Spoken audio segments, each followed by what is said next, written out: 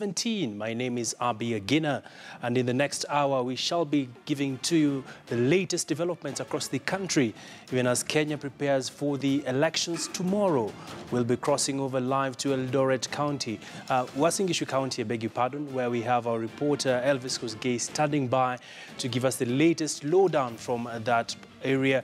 We'll also be crossing over to Uhuru Park, where the NASA fraternity will be having their rally at the Uhuru Park grounds. We'll also be getting an update from other parts of the country, including Siaya, and also over and above that, we shall be having an interesting conversation with Ken Gishinga, an economist who will be joining us here on the program. And of course, the Nerve Center, that is Bomas of Kenya, where we have our reporter Rita Tinina covering for us the latest from that end. And right now, we should be expecting a press conference from Chairman Wafula Chebukati to give the preparedness of the IEBC ahead of the elections tomorrow. What way for the country? We'll be having all that, including what has transpired at the Supreme Court. Well, let's take you now to Eldoret, where we have our reporter Elvis Kosgei standing by to give us the latest in regard to election preparations. Good afternoon, Elvis. What's the latest from your end? Have the IEBC received all the required materials for the elections tomorrow? Thank you very much, Abi. A good number of constituencies here in North-East region have received the election material.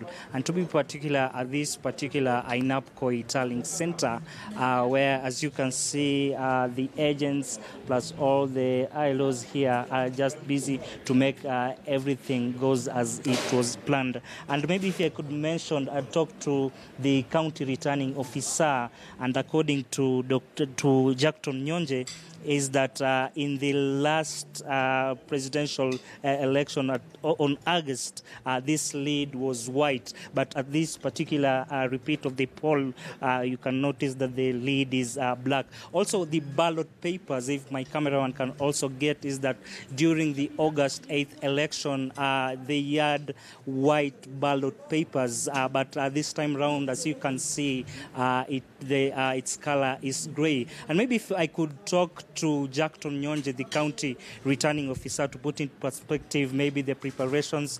I'm told, sir, I understand that we have a total number of 868 polling stations with an additional of 3 polling stations, and this is from the prison side. So maybe the preparation, put into perspective what has really happened since we started the day in the morning.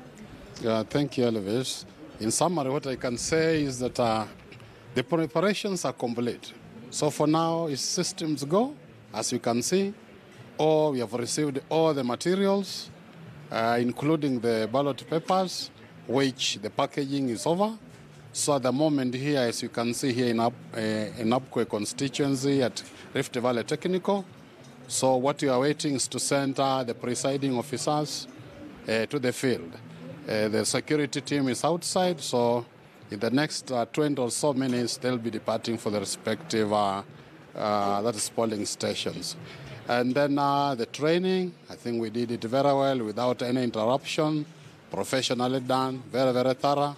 So for us, tomorrow, we expect everything to go on very, very well. Okay, maybe if you could tell us which constituencies have already received the election materials. Of course, earlier you mentioned that it's only Keses and some other constituency. Maybe to be precise, which constituencies?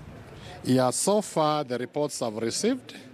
4 they have already received. Of course, here in Abkoi, Taribo has also received, Keses has received, Soy has also received. I'm just going to confirm about Moiben and Kapseret.